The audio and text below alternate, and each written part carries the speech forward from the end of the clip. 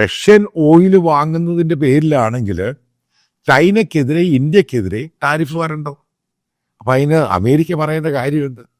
China വാങ്ങിയിട്ട് ഇത് വിൽക്കുന്നില്ല, അതുകൊണ്ട് അവർക്ക് ആ പണിഷബിൾ ടാരിഫ് ഇല്ല.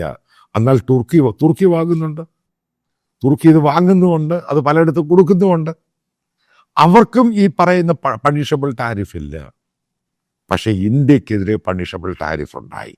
അപ്പം എൻ്റെ ചോദ്യം, നമ്മൾ ഇത്രയും കിടന്ന് ബഹളം ഉണ്ടാക്കി ഇന്ത്യയുടെ വിദേശ നയത്തെ പറ്റി പറയുന്നു, മോദി ലോകരാജ്യങ്ങൾ മുഴുവനും ചുറ്റുന്നു, എന്നിട്ടൊന്നും എന്തുകൊണ്ടാണ് ഇതുമായി ബന്ധപ്പെട്ട്, അതായത് അമേരിക്കയുടെ ഈ 50% റഷ്യൻ ഓയിലുമായി ബന്ധപ്പെട്ട ടാരിഫ്, അതായത് പണിഷ് ചെയ്ത ടാരിഫ് ഇന്ത്യക്കെതിരെ അടിച്ചു കഴിഞ്ഞപ്പോൾ എൻ്റെ ചോദ്യമാണ്, പ്രിസൈസ് ചോദ്യമാണ്, എന്തുകൊണ്ടാണ് ഈ പറയുന്ന ലോകരാജ്യങ്ങൾ ഒരാൾ പോലും ഇന്ത്യയെ സപ്പോർട്ട് ചെയ്യാത്തത്?